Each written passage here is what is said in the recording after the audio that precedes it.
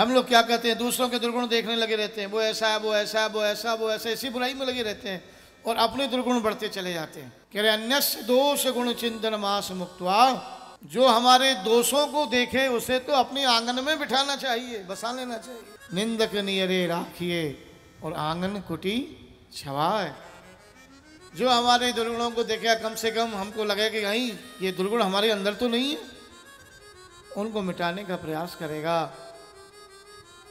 तो कह रहे हैं ऐसे संतों का संग करो जिनके जीवन में ठाकुर जी के प्रति अनुराग है। भैया सामान्य उदाहरण है, समझ लो। एक लकड़ी में आग जल रही है और एक में आग नहीं जल रही है, तो जिसमें नहीं जल रही उसमें कैसे जलेगी? बोले जिसमें जल रही है उससे उसको मिला दो तो उसमें भी जलने लग जाएगी। तो जो साधु महात्मा भजन करते हैं ना, उनके चरणों को पकड़ लो, उनकी सेवा करने लगो तो तुम्हारे हृदय में भी भक्ति आ जाएगी, भाव आ जाएगा। इसलिए कहते हैं साधु महात्माओं के सानिध्य में जाओ, उनकी भक्ति करो। और आज सुंदर उपदेश दिया और कहा चले जाओ बद्रिक आश्रम की ओर, भागवत के 10वें स्कंद का पाठ करना। और गोकर्ण जी महाराज गोकर्ण जी का उपदेश प्राप्त करके आत्मदेव चले गए हैं। 10वें स्कंद का जिन्होंने पाठ किया है, ये 10वां स्कंद भगवान का हृदय है और जितने भी विकार होते हैं वो हृदय में होते हैं। तो हृदय के विकारों की निवृत्ति भागवत के 10वें स्कंद की दिव्य लीलाओं से दूर हो जाती है। जैसे पुष्टि मार्ग में कहा, चित्त की वृत्ति का निरोध 10वें स्कंद की दिव्य लीलाओं के माध्यम से होता है। आज आत्मदेव चले गए, अब घर में रह गई माता जी और धुंधकारी ने माता जी को पकड़ लिया। क्व वित्तम तिष्ठति ब्रूहि, बताओ तुमने धन कहां छुपा के रखा है? बोले बेटा जितना धन था उसको चुरा के तुम ले गए। कैसा जब कहा? बोले निकालो धन कहाँ है, आना, अब धन हो तो बताएं। तब इसने कहा देख ये जलती हुई लकड़ियों से मैं तुम्हें मारूंगा, बताओ धन कहाँ रखा है। ऐसे माँ से कहने लगा। माँ ने विचार किया ये मेरा अपमान करे, हमारे से मुझे कोई मर जाना चाहिए। और रात्रि के समय उठी हैं, उठ के गई हैं गांव के बाहर और एक कुआं में जाके आत्महत्या कर ली है। अब आत्महत्या कर लिए है, घर में कोई नहीं है। गोकर्ण तीर्थ यात्रार्थम, गोकर्ण जी महाराज तीर्थ यात्रा को चले गए हैं। लौट के जो गोकर्ण जी महाराज आए हैं, गांव के लोगों से मिले हैं। गांव के लोगों ने कहा हमारे यहाँ ठहरिए। बोले नहीं, अपने घर में ही ठहरूंगा। और वहाँ गए हैं तो ये धुंधकारी प्रेत योनि को प्राप्त हो गया। अनेक रूप बनाता है, कभी भैंसे का बनाता है, कभी भेड़ का बनाता है, कभी हाथी का बनाता है, बोल नहीं पा रहा है। तब श्री गोकर्ण जी महाराज ने विचार किया, हाथ में जल लिया, छींटा मारा और ये बोलने लग गया। और क्या कहने लगा? अहम भ्राता त्वदीयोऽस्मि धुंधकारीति नामतः स्वकीयेनैव दोषेण ब्रह्मत्वं नाशितं मया।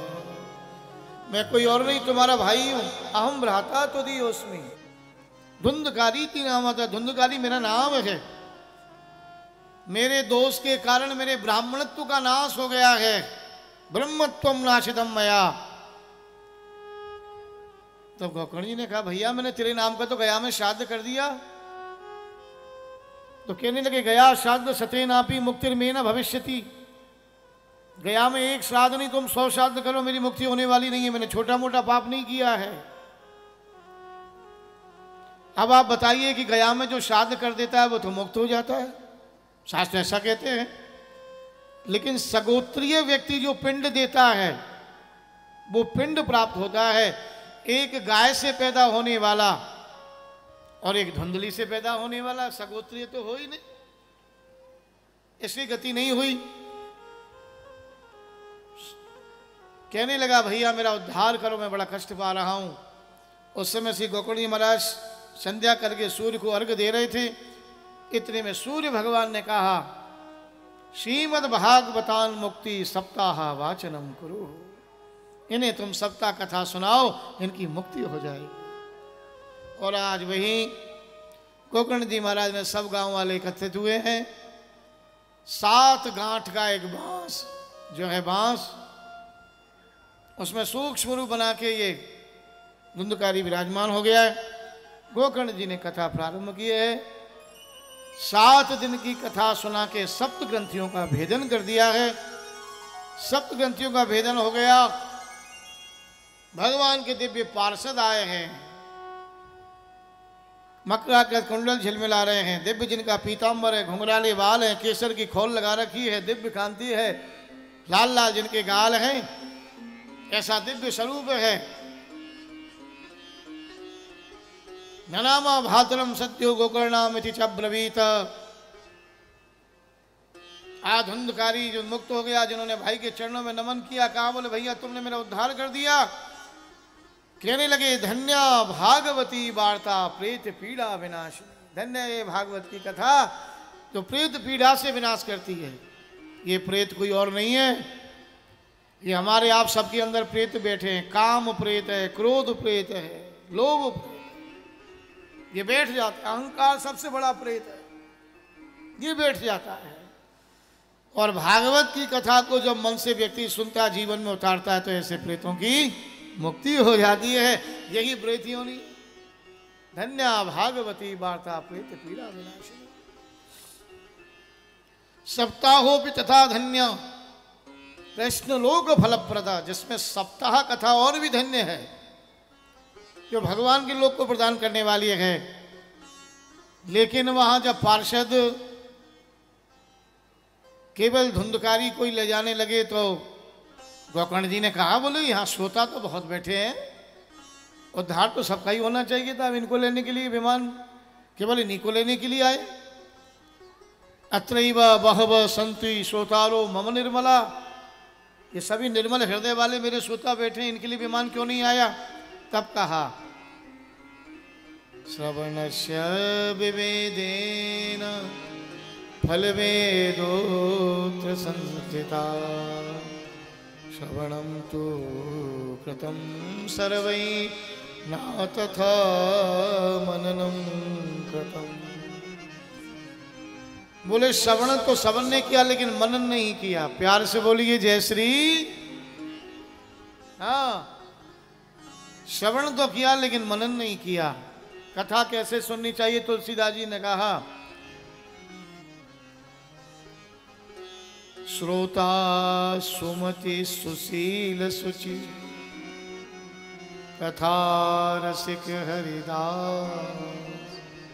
श्रोता सुमति, जब भी कथा में आए तो सुंदर मति को लेके आना चाहिए। ऐसी मति नहीं है ये क्या पांडाल बनाया, केला के खंभे लगाए नहीं, बंदरवान बांधा नहीं है, ये कैसी कथा। बल क्रिटिसाइज में लग गए, आए कथा सुनने के लिए और बस फालतू बात करने लग गए। नहीं, कथा आए, कथा में आए, पहले आए, कथा वक्ता से पहले आए, अपने आसन साथ में लेके आए, माला झोली लेके आए। जैसे साधु महात्मा बैठे हैं माला जप रहे हैं, है ना, लगता है माला झोली हाथ में हो, माला जप रहे हैं, भाव से पूरी कथा सुने। घर जावे, ठाकुर जी के सामने बैठे हैं, बोले प्रभु कथा में तो मैंने बहुत कुछ सुना है, मेरे में बहुत गलतियां हैं, ये गलतियां दूर हो जाए। तो श्रोता सुमति, सुंदर मति को, सुंदर मति क्या है? शास्त्र की वाणी जो लिखी है ये भगवान की वाणी है, ये भी मान के चले। श्रोता सुमति सुशील, और श्रोता को शील होना चाहिए।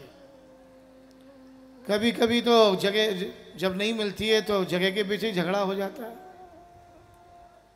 हाँ, चप्पल जूते के चक्कर में झगड़ा हो जाता है, प्रसाद के चक्कर में झगड़ा हो जाता है। नहीं, श्रोता सुमति सुशील, भैया तुम बेगा आगे बैठ जाओ, तुम पहले प्रसाद ले लो, कोई बात नहीं हम पीछे ले लेंगे,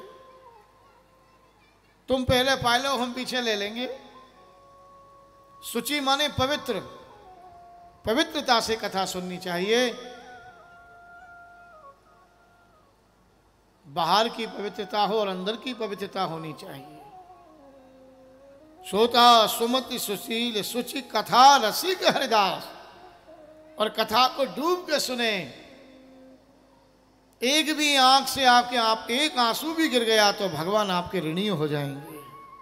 हाँ, एक आंसू का बड़ा महत्व है, ध्यान रखना। रजिस्ट्री ऑफिस में जाते हैं रजिस्ट्री कराने के लिए, स्टाम्प पर जब मोहर लगाते हैं तो सूखी स्याही से मोहर नहीं लगती है, स्याही जब गीली होती है तो मोहर लग जाती है। ऐसे जब कथा सुन के आंसुओं से हृदय गीला होता है तो भगवान के चरणों की मोहर लग जाती है।